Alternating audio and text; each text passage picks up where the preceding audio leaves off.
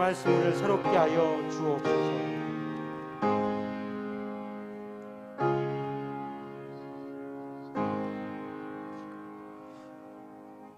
하나님이여, 내 마음이 확정되었고 내 마음이 확정되어 싸우니 내가 노래하고 내가 찬송하리이다. 내 영광아 깰지어다. 비파야 수구마 깰지어다. 내가 새벽을 깨우리로다. 아멘. 하나님 아버지, 참 어려운 상황 속에서도 저들 결단하며 주님 앞에 나왔습니다. 이 시간 주님 앞에 예배드리기 원하여 사선을 넘는 심정으로 주님 앞에 나온 귀한 성도님들, 주의 넓은 품에 안아주시고 이 시간 말씀하여 주시고 위로와 은혜를 주시고 넉넉히 이기고 나갈 수 있는 담대한 믿음을 허락해 주옵소서. 예수님의 이름으로 간절히 기도드리옵나이다. 아멘. 347장 우리 한번 찬송 드리겠습니다.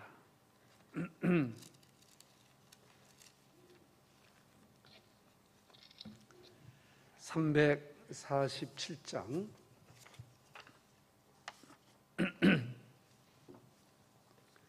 겸손히 주를 섬길 때 괴로운 일이 많으나.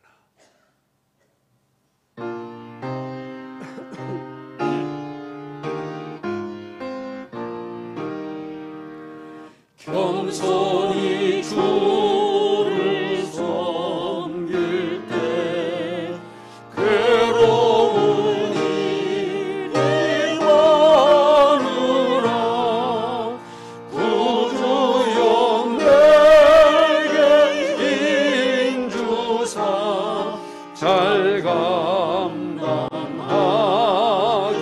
하소서.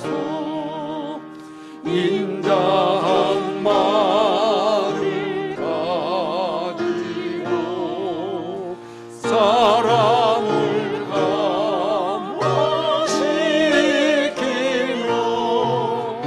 헛길을 잃은 무리를 잘 인도하게 하소서. 구주의 귀한 인내를 깨달아 알게 하시고 굳건한 믿음 주셔서 늘 승리하게 하소서. 장래의 영광 비추사 소망이 되게 하시며 구주와 함께 살면서 참 평강 얻게 하소서.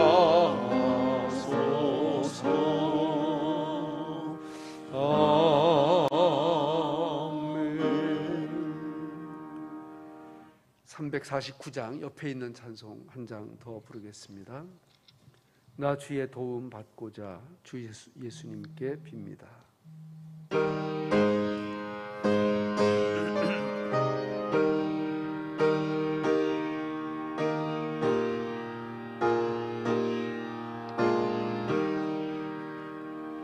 나 주의 도움 받고자 주 예수님께 빕니다. 그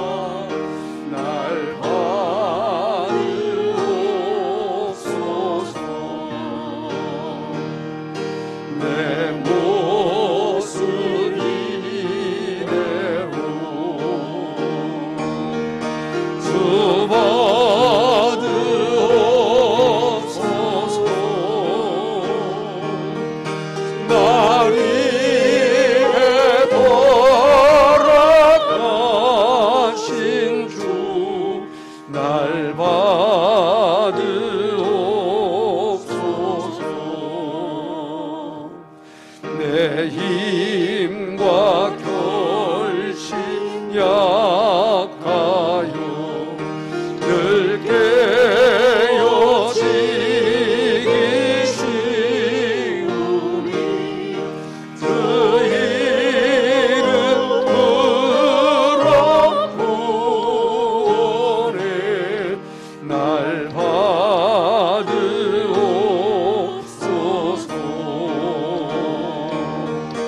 내 모습 이대로 주 받으옵소서.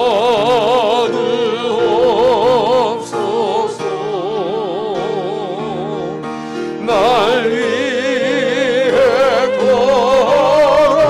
돌아가신 주 날 받으옵소서.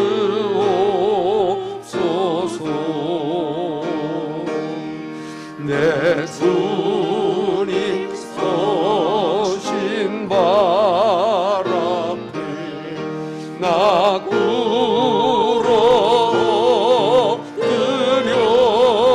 엎드렸으니 그 크신 역사 이루게 날 받으옵소서.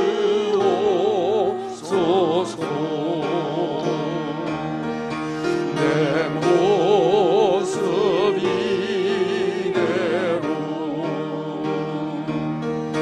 주 받으옵소서.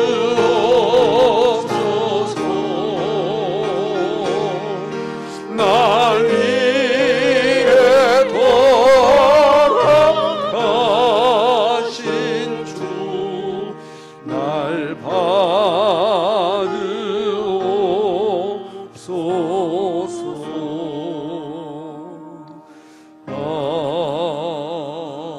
아멘.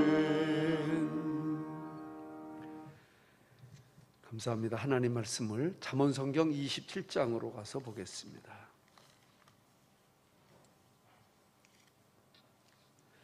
잠언성경 27장 23절부터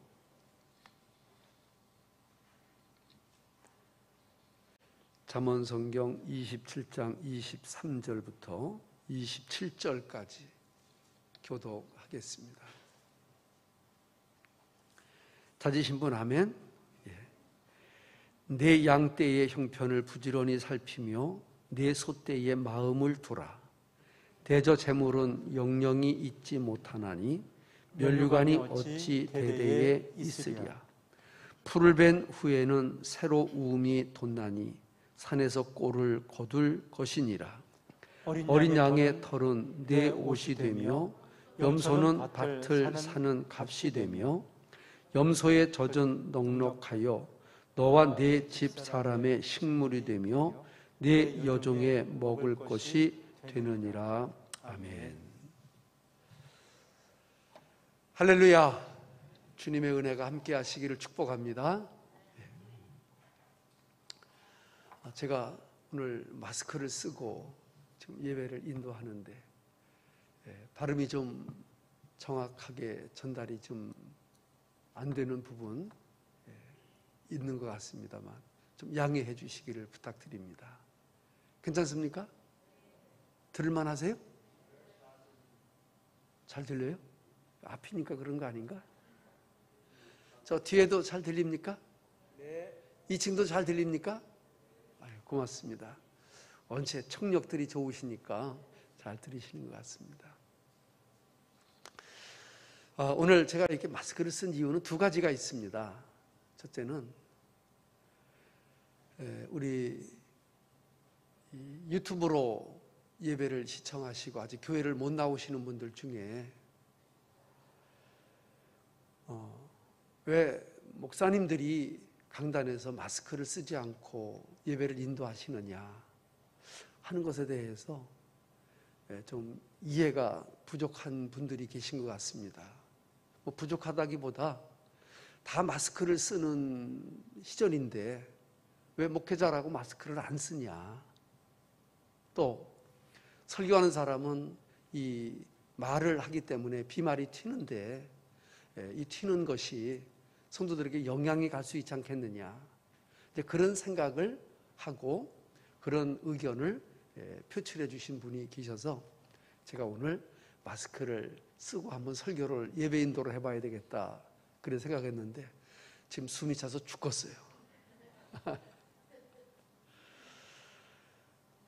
이제 그분의 그 염려하는 거는 제가 충분히 이제 이해를 합니다.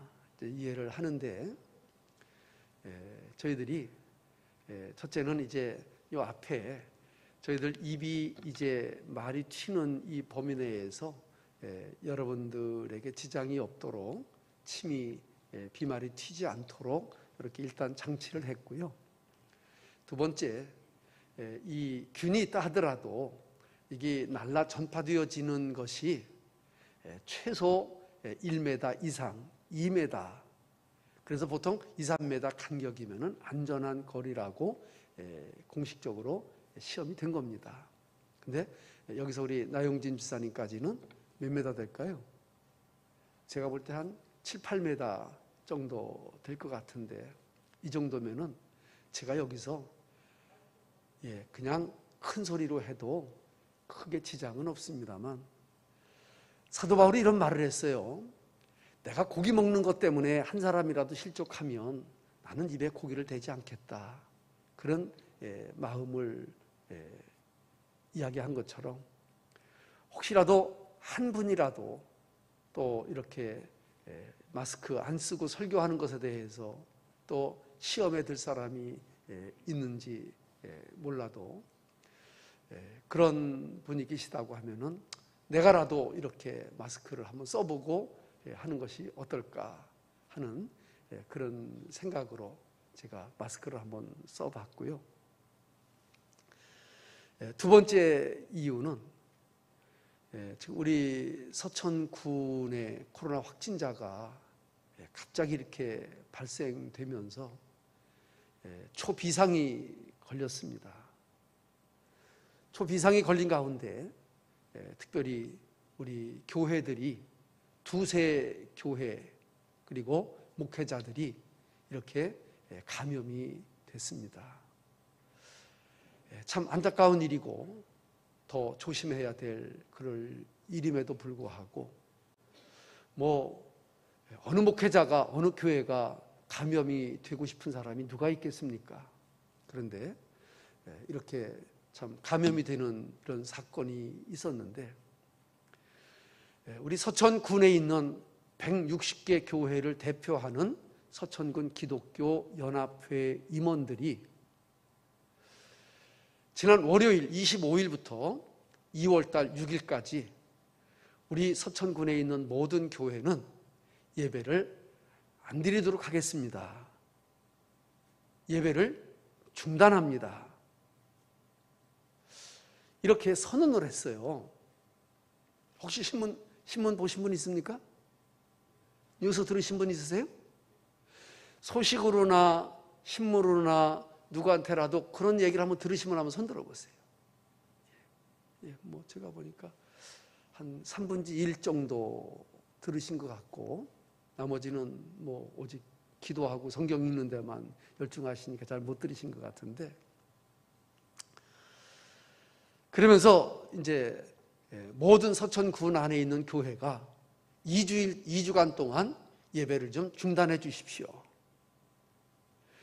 20명 미만 비대면 예배 상황도 하지 말고 목사 혼자만 동영상 찍어서 교인들에게 나눠주십시오. 수도권에도 없는 3.0 단계로 발효합니다. 이런 말하자면 주문입니다. 저도 서천군 연합회 회장을 역임한 사람이고 또 서천군에 속해 있는 회원 교회이고 해서 물론 저에게 양해를 구하고 또 의논을 한 것은 아닙니다만, 그분들이 그렇게 결정을 하는 것에 대해서는 충분히 제가 이해를 합니다. 교회의 사회적인 책임이라든지 또 이런 확산의 어떤 주범으로 지목되는 교회에 자중하는 그런 모습을 보인다고 하는 것은 어떤 면에서 충분히 심증적으로는 이해가 되어집니다. 그러나 그렇다고 해서 기독교 연합회 임원들이 군에서 요청한 사실도 아니고 군수나 군의 담당자가 이렇게 좀 협조를 해 주십시오 한 것도 아니고 기독교 연합회에서 의논을 해서 군의 군수님을 찾아가 우리가 이렇게 하겠습니다 라고 하는 것은 모양새도 안 좋고 하나님 앞에 신앙적으로도 부끄럽고 코로나 확산 방지라고 하는 측면에서는 이해가 되지만 우리 신앙이라고 하는 것이 무엇일까?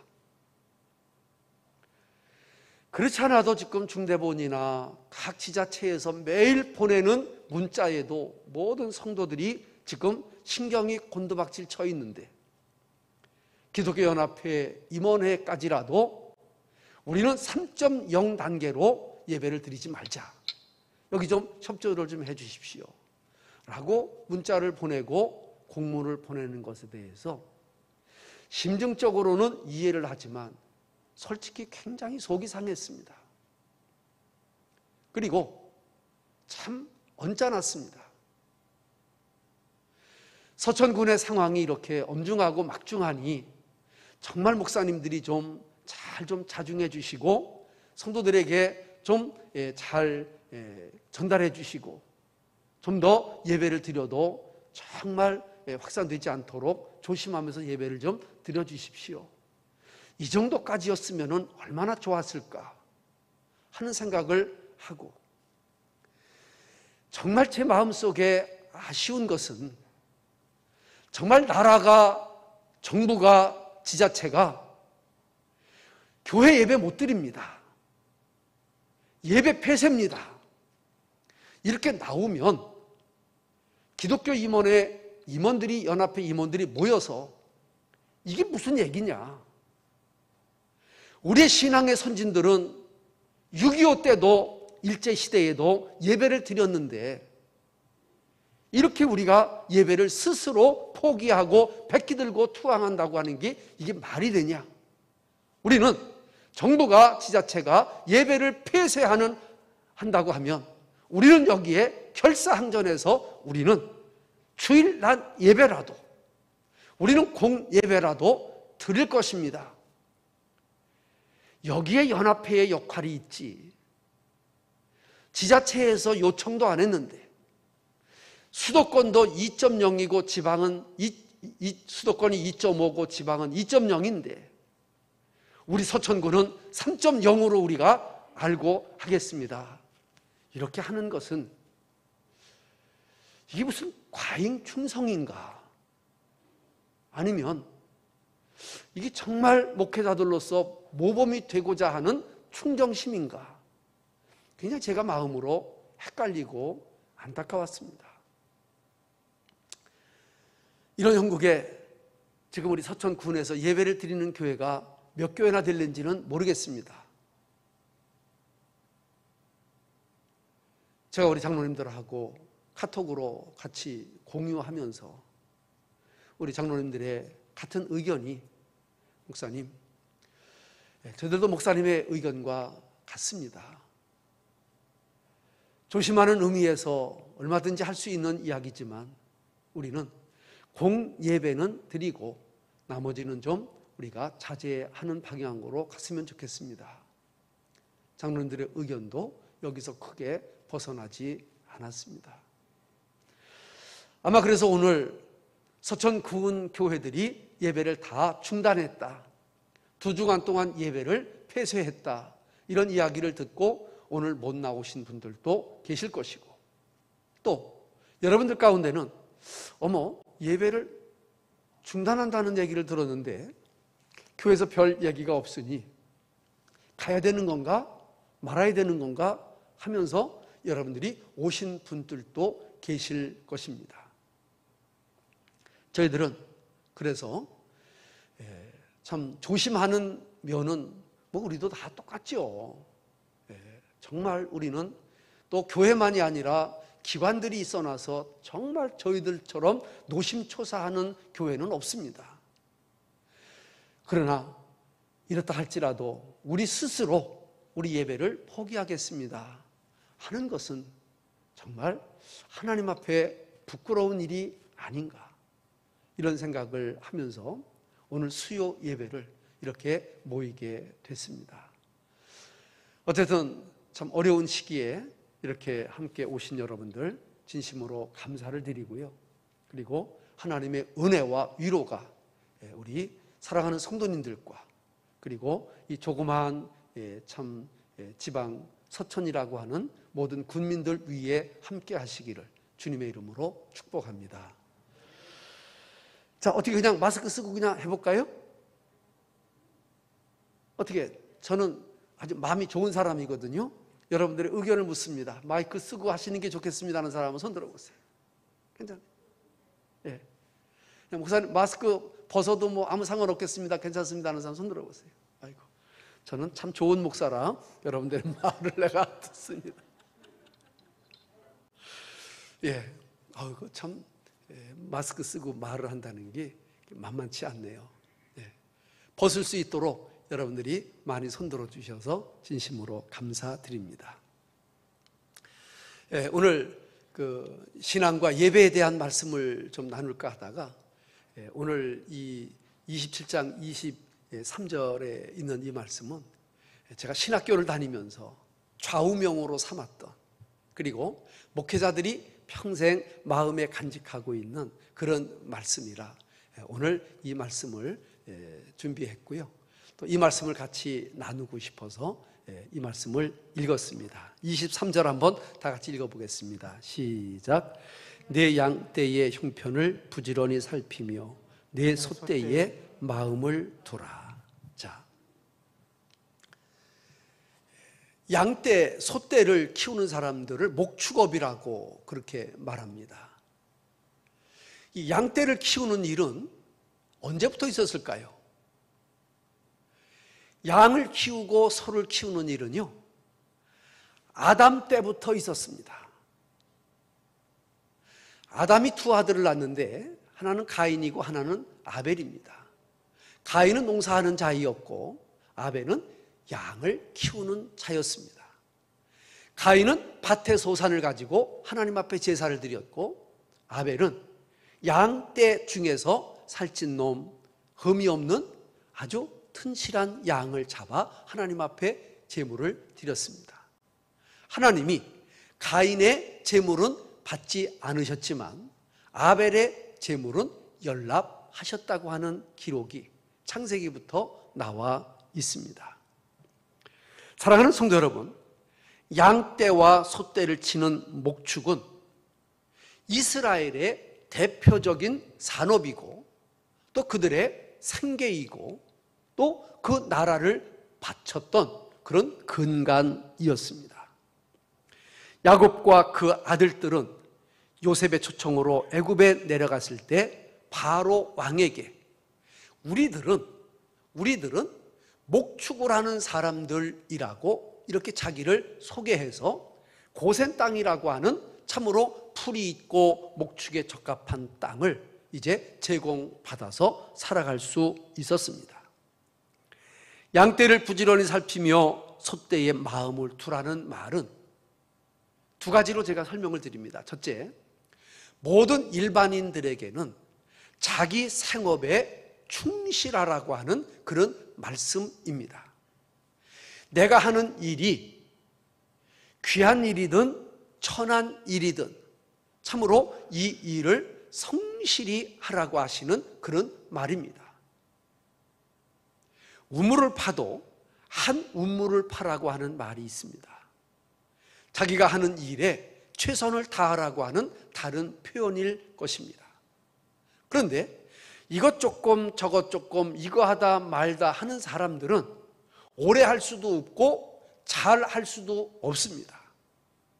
하나 못하나 그 일을 꾸준히 하는 사람들이 결국은 해낼 수가 있고 잘하는 사람들입니다. 두 번째로 양떼와 소떼의 마음을 두라는 의미는 목회자들에게 적용할 수 있는 말씀입니다. 목사는 성경적으로 보면은 목양하는 사람들이라고 표현합니다. 목양이라고 하는 말은 양을 이렇게 푸른 풀밭으로 잔잔한 물가로 인도하는 지도자를 가리킵니다. 목사나 성도나 다 하나님 앞에 양이지만 특별히 성도들을 양이라고 표현할 때에 참으로 목회자의 마음은, 목양자의 마음은 양떼와 소떼의 마음을 두어야지 다른 데 마음을 두고 목양하는 것은 온당치 않다고 하는 그런 말씀일 것입니다. 하나님께서 아담에게 이런 말을 하신 적이 있습니다. 네가 얼굴에 땀이 흘려야 식물을 먹을 것이라고. 에덴 동산에서 범죄한 후에 아담이 열심히 일을 해야만 먹고 살 수 있도록 명령하셨고, 그 명령은 오늘까지 계속되어지는 불문율입니다. 누구든지 일하지 않고 놀며 살아갈 수는 없습니다. 사도 바울은 일하기 싫으면 먹지도 말라고 말을 했고, 우리들은 땀이 흘리면서 일을 하는 것이 곧 생활의 보장이기도 하고 또 우리의 보람이기도 한 것입니다.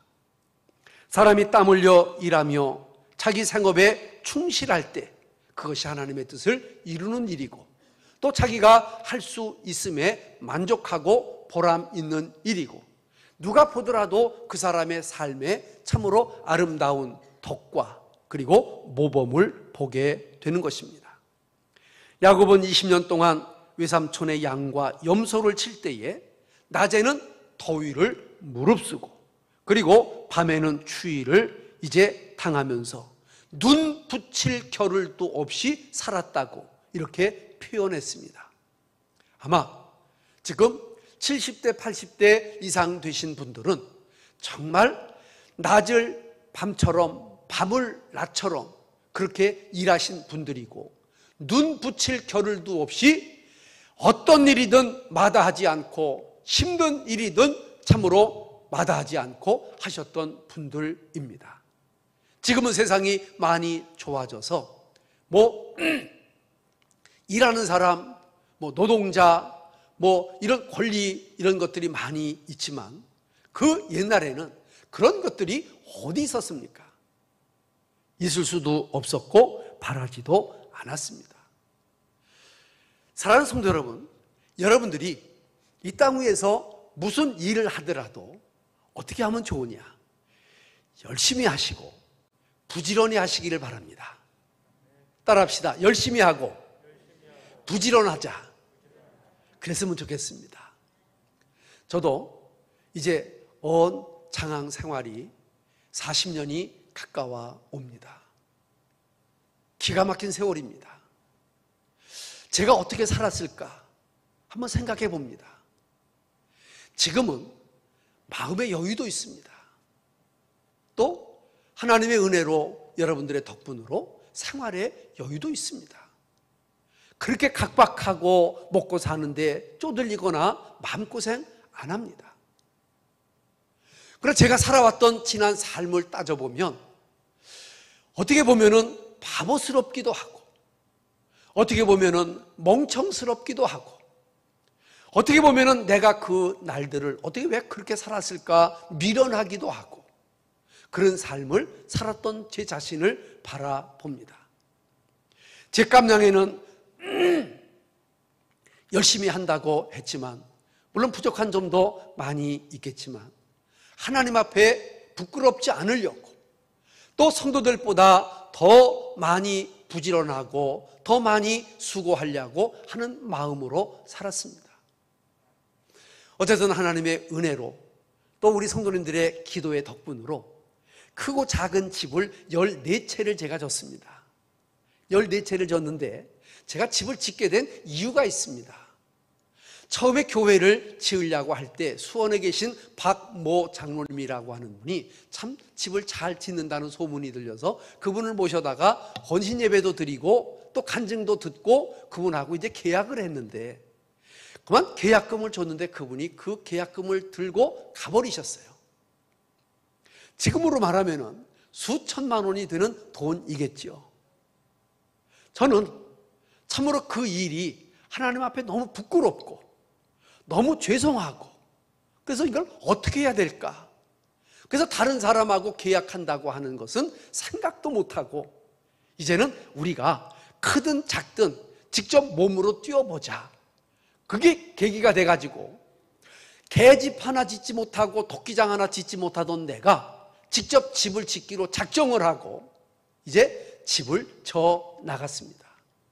다행히도 그 일 이후로 집 짓는 분들이 다 좋은 분들을 만나서 성실하게 집을 지어주셨고, 또 저희들도 거기에 상응하게 보응을 해드려서 큰 문제 없이 지금까지 왔습니다.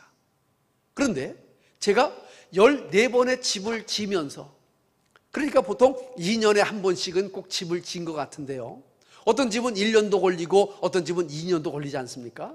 그런데 제가 분명한 것은 새벽 기도 끝나면 제가 밥 한 숟갈 혼자 떠먹고 현장으로 6시면은 제가 달려나가 있습니다. 나갈 이유도 없는데 거기 나가서 간섭하고 쳐다보고 잘해달라고 부탁하고 그렇게 그들과 함께 하다가 그분들이 6시에 망치를 놓고 가면 저는 7시, 7시 반까지 현장에 있으면서 내일은 무슨 일을 하고 이것은 어떻게 좀 고쳐보고 이것은 어떻게 좀 지시할까, 이걸 연구하면서 저는 그 현장을 떠나지 않았습니다. 때로는 제가 야곱이 20년 동안 눈 붙일 겨를도 없이 낮에는 더위와 밤에는 추위와 싸웠다고 하는 그 말의 의미를 저는 조금이라도 이해할 수 있습니다. 그렇게 한다고 교회에서 월급을 사례를 더 주는 것도 아니고, 공사비를 많이 아낀다고 거기에 대한 목사님 수고하셨다고 인센티브를 내가 받아본 일도 없지만 나는 그렇게 살아야 되는 사람인 줄로 알았습니다. 또 그렇게 하는 것이 기쁨이었고 그렇게 하는 것이 참으로 저의 보람이었습니다. 어떤 때는 참으로 현장에 있다가 보면은 수요일이 닥치면은 헐레벌떡 와가지고 이제 강단에 올라와야 할 때가 있습니다. 설교 준비가 제대로 되어 있지도 못한 채 강단에 올라와야 될 때가 있는데, 이건 여러분들 오해하지 말고 한번 제 말씀을 그냥 들어주십시오. 현장에 있는 동안도 늘 설교 준비라고 하는 부담 때문에 왜 자유로웠겠습니까? 늘 마음에 부담은 있지만 완성되지 못한 설교, 다 준비되지 못한 설교, 참으로 내가 만족하지 못한 설교를 가지고 강단에 올라왔는데, 그런 날은 하나님이 은혜를 더 주시더라고요. 그런데 아멘 하면 참 좋은데, 내가 막 어쩔 수 없이 쩔쩔매고 하나님 나 어떻게 나 큰일 났어요, 주님 도와주세요 하는 마음으로 이 강단에 쓸 때는요, 그날은 하나님이 은혜를 더 주셨어. 근데 어떤 날은요, 이러면 안 되겠다 그러고 그냥 정말 설교 준비만 하고 설교 준비만 하다가 보면은 너무 준비한 게 많아가지고 할 말은 안 하고 안 할 말만 하다가 내려올 때가 많았어. 설교하면서 나오는데 내 뒤통수가 얼마나 따가운지 말도 못하는 거예요. 그래서 제가 얻은 결론은 설교도 내가 하는 것이 아니구나.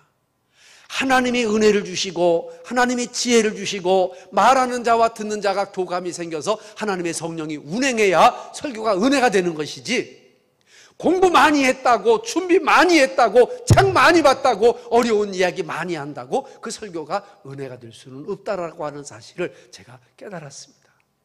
그래서 일하는 사람들은 자기 일에 최선을 다하며 감사하며 해야 되겠지만, 목사의 사명은 양떼를 부지런히 살피고 말씀을 부지런히 준비하고 그리고 하나님의 일에 온통 집중하는 것, 그것이 바로 양떼와 소떼의 마음을 두고 살아가는 것이라고 하는 것입니다. 반면에 부지런한 사람의 반면은 게으름일 것입니다. 지난주에 제가 말씀을 드렸죠. 게으른 사람 중에 1등이 누구라고 그랬어요? 1등이? 졸려 축 껐는데 눈 감기가 싫어서 그냥 눈 뜨고 자는 사람. 1등이래, 1등. 2등은 배가 고파 축 껐는데 밥상에 밥을 갖다 먹기가 싫어가지고 굶어 죽었대야. 이 사람이 2등이야. 근데 제가 1등을 하나 만들었어. 다시 요새 버전으로. 어떤 사람이 1등이냐면은 돈 1억이 땅바닥에 떨어져 있는데 귀찮아서 안 주는 사람. 이 사람이 1등이야. 내가 그냥 만들어 본 거예요, 그냥. 게으르다고 하는 말이죠. 여러분들 가운데도 게으른 성향이 있고 부지런한 성향이 있습니다. 게으른 사람이 부지런하려고 그러면 참 어렵고요. 부지런한 사람이 게으르게 살려고 그러면 그것도 참 힘듭니다. 성경은 이렇게 말합니다. 잠언성경 18장 3절에 이런 말이 있습니다. 시작. 자기의 일을 게을리하는 자는 패가하는 자의 형제니라. 그러니까 게으른 사람은 망해. 게으르면 망하는 거예요. 망해.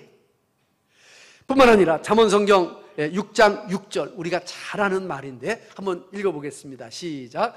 게으른 자여 개미에게로 가서 그 하는 것을 보고 지혜를 얻으라. 여러분, 개미가 두령도 없고 두목도 없고 하지만은 뭘 물고 그냥 줄줄줄줄줄줄줄줄줄 갔다가 여름날에 쌓아놓고 그리고 겨울이면은 다닐 수가 없으니까 그거를 또 먹고, 그 미물인 개미도 그렇게 일할 때는 부지런히 일하고 그리고 일 못할 때는 일했던 것을 이제 먹고 사는 그 지혜를 배우라고 하는 말씀의 의미가 무엇인지를 깨달을 수 있는 지혜가 있게 되기를 주님의 이름으로 축복합니다. 우리는 세상일 뿐만 아니라 신앙생활이나 봉사나 예배나 어떤 일에나 우리는 참 부지런한 것이 하나님이 기뻐하실 일일 것입니다. 로마서 12장 11절 말씀 한 절 더 봅니다. 시작. 부지런하여 게으르지 말고 열심을 품고 주를 섬기라. 다시 한번 시작. 부지런하여 게으르지 말고 열심을 품고 주를 섬기라. 할렐루야. 이렇게 살아가는 저와 여러분 될 수 있기를 축복합니다. 자, 24절 한번 보겠습니다. 24절 시작. 대저 재물은 영영이 있지 못하나니 면류관이 어찌 대대에 있으랴 그랬습니다. 자, 잠언성경 23장 5절 우리가 얼마 전에 본 말씀인데요. 한번 그 말씀을 보시면은요. 잠언성경 23장 5절 시작. 내가 어찌 허무한 것에 주목하겠느냐. 정령이 재물은 날개를 내어 하늘에 나는 독수리처럼 어떻게 하리라? 날아가리라. 와, 돈이 날아간대. 날아가. 여러분, 젊은 날에 많이 버는 것 같은데 지금 어디 갔어요? 은행에 있어요? 장롱에 있어요? 없어. 어디로 갔을까? 따라합시다. 날아갔다. 어떻게 갔다고요? 날아갔어. 날아다닐 거예요. 지금 돈이 날아다닐 거예요. 날아다니니까 하나님께서 또 사랑하는 자들에게 그 돈을 또 앵겨주실 때 감사함으로 받으시기를 주의 이름으로 축복합니다. 그렇다니까요. 재물은 날개를 내어 하늘에 나는 독수리처럼 날아가리라. 그러니까 사업도 영원한 것이 없고요, 부자도 영원한 것이 없고요, 권세도 영원한 것이 없습니다. 참으로 오늘 저와 여러분들이 세상의 모든 것들은 헛되고 또 풀과 같고 참으로 마르고 떨어진다고 했던 이 말씀을 우리가 기억하면서 참으로 오늘 우리에게 주신 분복, 분깃, 하나님의 은혜, 하나님의 선물을 잘 감당하고 관리할 수 있는 은혜가 있기를 주의 이름으로 축복합니다. 25절을 보겠습니다. 25절 시작. 뵌 후에는 새로움이 돋나니 산에서 꼴을 거둘 것이니라. 자, 하나님께서 천지 만물을 만드셨습니다. 사람이 그것을 다스리며 누리게 하셨습니다. 이제 겨울이 지나면 봄이 올 텐데요. 봄이 오면 사람들이 제일 먼저 뜯는 게 뭔지 아시죠? 쑥, 고사리, 두릅, 냉이 이런 거잖아요. 한번 물어볼게요. 여러분들이 쑥의씨나 뭐 냉이씨나 매년 뿌리는 사람 한번 손 들어보세요. 없죠? 그러니까 하나님이요, 하나님이 오늘 말씀에 있는 것처럼 풀을 벤 후에는 새로 움이 돋고 산에서는 꼴을 거둘 것이라고 한 것처럼 하나님은 천지 만물에 우리에게 먹을 것을 주셨어. 그러니까 말하자면 부지런한 사람은 그것을 잘 걷어서 먹고요. 또 제가 이런 생각을 해봤어요. 우리 그 한의사분들 있죠? 한의사분들. 이런 분들은 풀 가지고 이렇게 섞어가지고 한약을 지어주잖아요. 그거는 내가 가만히 생각하니까 그분들은 이 지구상에 있는 모든 것들에 대한 그 원리를 잘 공부해가지고 여기에는 무슨 성분이, 여기에는 무슨 성분이, 여기에는 무슨 성분이 있다는 것을 잘 배합하고 조합해가지고 그걸 만들어서 돈 버는 분들이야. 근데 그분들이 만드는 건 하나도 없어. 다 하나님이 이 세상에 퍼쳐 놓으신 것 가지고 요거 조합해서 감기약, 요거 조합해서 뭐 무릎 앓는 통증약, 뭐 이런 걸 다 만들었다 이 말이죠. 그것처럼 하나님께서는 우리 인간들이 부지런만 하면은 살아갈 수 있도록 이 세상의 모든 만물을 만들어 주셨는데, 이제 겨울에 움츠렸던 우리의 몸들이 이제 새로운 봄날에 여러분들 쑥 뜯어서, 그리고 냉이 깨서, 또 두릅 꺾어서, 또 고사리 꺾어서 우리에게 필요한 영양분도 공급하고 겨울에 찌든 몸도 이제 활기를 주고, 그리고 건강의 건강을 이어나갈 수 있는 그런 은혜를 여러분들이 경험할 터인데, 이제 봄이 되면 새롭게 돋아나는 모든 싹시 다 하나님의 작품 선물인 것을 알고 감사할 수 있는 저와 여러분 될 수 있기를 축복합니다. 마지막입니다. 26절 27절입니다. 시작. 어린 양의 털은 내 옷이 되며 염소는 밭을 사는 값이 되며 염소의 젖은 넉넉하여 너와 내 집 사람의 식물이 되며 내 여종의 먹을 것이 되느니라. 아멘. 아멘. 자, 연세 드신 분들이 고생하신 것은 뭐 참 우리가 보았고 또 느꼈던 그런 일들입니다. 어제는 제가 저희 아버님 이제 추도 예배 드리는 날이라 제 아내하고 둘이 이제 김포 집에 어머니를 뵙고 왔습니다. 너무 많이 이제 늙으셨고 그냥 혼자 참 견디기가 어려우신데, 그래도 형제들이 이렇게 매일매일 서울에서 그냥 하루에 걸럭금씩 와서 이렇게 돌봐드리고, 저는 뭐 한 달에 한 번, 두 달에 한 번 간신히 가서 얼굴 뵈는 걸로 이렇게 살아가는데, 우리 어머니 그냥 요만해지셨어.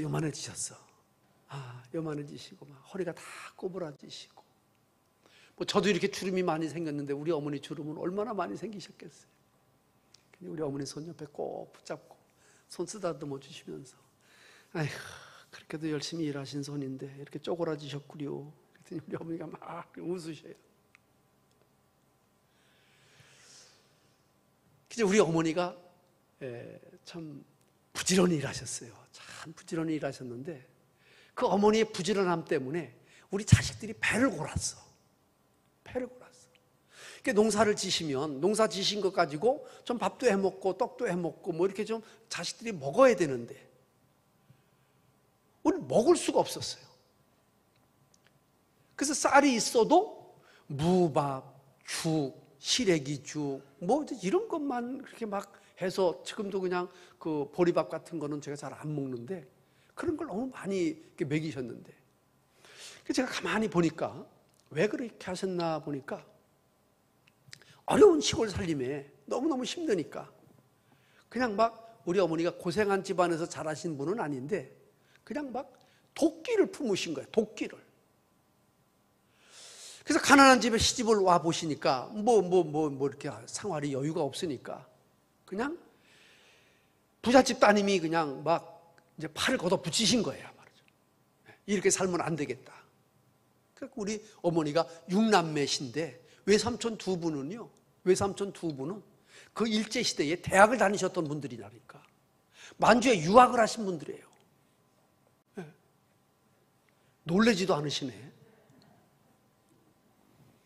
그 이제 우리 이모 위로 2분, 아래로 1분, 우리 어머니가 셋째 딸인데, 근데 그렇게 6남매가 살으셨는데 지금 다 돌아가시고 우리 어머니 여기 여기 우리 어머니가 요 끝에서 우리 어머니만 지금 남으셨어요. 외삼촌 이모님들 다 돌아가시고. 우리 어머니가 얼마나 귀해. 막 손을 막 내가 쓰다듬으면서. 근데 또 아이고 참 또 뭐 거기서 며칠 있을 수도 없잖아요. 그 이제 왔는데 저희 어머니가 우리 이제 논이 2마지기가 있었어요. 2마지기가 있었는데 그냥 1년 농사를 해가지고 쌀을 안 먹고 아껴가지고 그걸 팔아가지고 2마지기를 팔고 3마지기를 사시는 거야.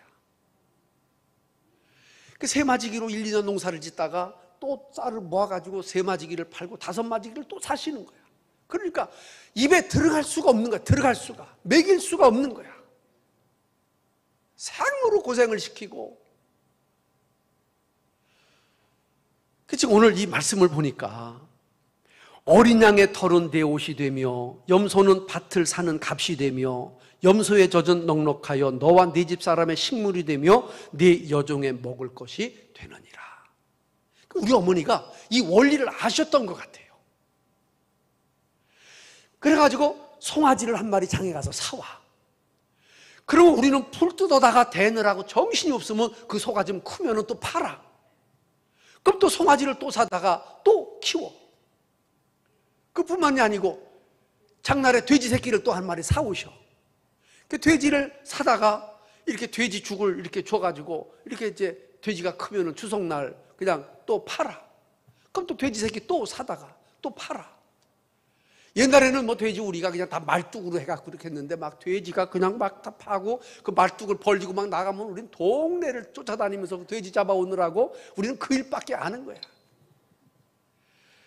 그렇게 부지런히 사셨는데 오늘 말씀 보니까 바로 어린 양의 털은 내 옷이 되며 염소는 밭을 사는 값이 되며 염소의 젖은 넉넉하여 너와 네 집 사람의 식물이 되며 네 여종의 먹을 것이 되리라 라고 하셨던 이 말씀대로 참으로 오늘도 다 어렵다고 하지만 그러나 우리가 주 안에서 주신 건강과 믿음을 가지고 열심히 살아가는 사람들에게 참으로 식물을 주시고 입을 옷을 주시고 살아갈 수 있는 능력을 주실 줄로 믿으시기를 주님의 이름으로 축복합니다.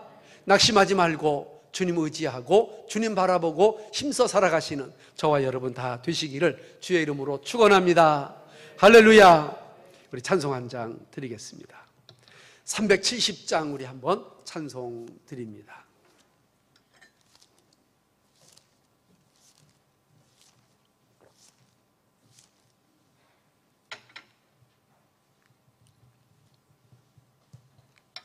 어두운 밤 쉬되리니 내 직분 지켜서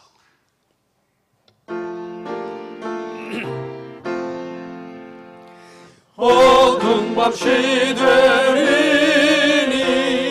내 직분 지켜서 잔이슬 맺힐 때에 즉시 일어나 해돋는 아침부터 힘써서 일하라. 일할 수 없는 밤이 속히 오리라. 어두운 밤 쉬되리니 내 직분 지켜서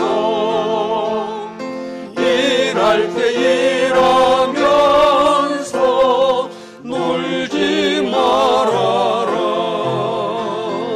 낮에는 골몰아라. 쉴 때도 오겠네.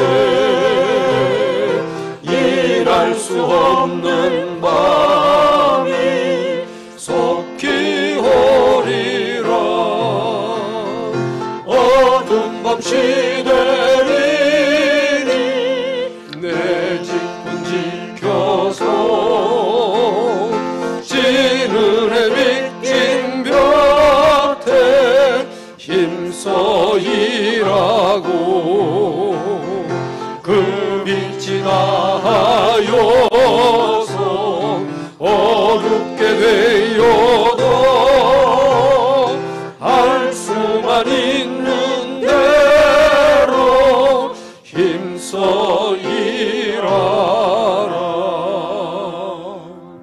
아멘.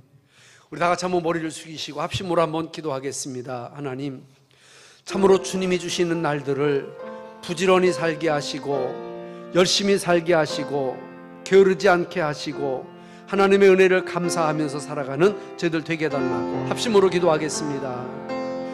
살아계신 하나님 아버지, 은혜를 진심으로 감사를 드립니다. 자기 양떼에 소떼의 마음을 두라고 하신 주님의 말씀의 의미가 무엇인지를 깨닫게 하여 주옵소서. 각자에게 주신 생업, 직장, 참으로 일들의 마음을 두고 게으르지 말게 하여 주옵시고 부지런한 열심을 품고 주님을 섬기는 믿음으로 살아갈 수 있도록 도와주시기를 간절히 원합니다. 하나님 아버지, 세상이 어렵고 힘들어도 낙심하지 않고 원망하지 않고 감사하며 살아갈 수 있는 저희가 되게 하시옵소서. 예수님의 이름으로 간절히 기도합니다. 아멘. 하나님 아버지, 무슨 일을 하든지 부지런하게 하게 하시고 게으르지 않도록 은혜를 베풀어 주옵소서. 특별히 주님을 섬기는 저희들 열심을 품고 주님을 섬기게 하여 주옵시고 사도 바울이 주야로 눈물로 주님을 섬겼던 그 모습을 본받게 하시며 전도자가 지혜자가 양떼의 소떼의 마음을 두라고 말씀하셨던 이 말씀의 의미가 무엇인지를 깨닫는 우리들이 되게 하옵소서. 이제는 교회의 머리가 되시는 예수 그리스도의 은혜와 하나님 사랑하심과 성령님의 교통하심이 영원토록 함께 있을지어다. 아멘. 아멘.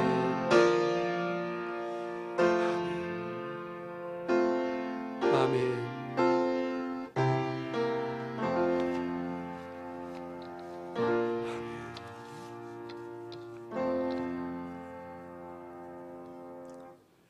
예, 감사합니다. 오늘은 1월 27일 수요일 수요예배로 저희들이 모였습니다.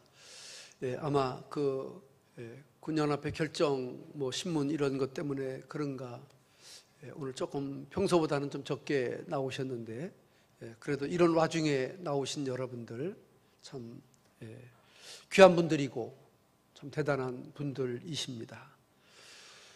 우리 당회가 모이지는 못해서도 카톡으로 장로님들의 의견을 나눈 결과를 말씀드리겠습니다.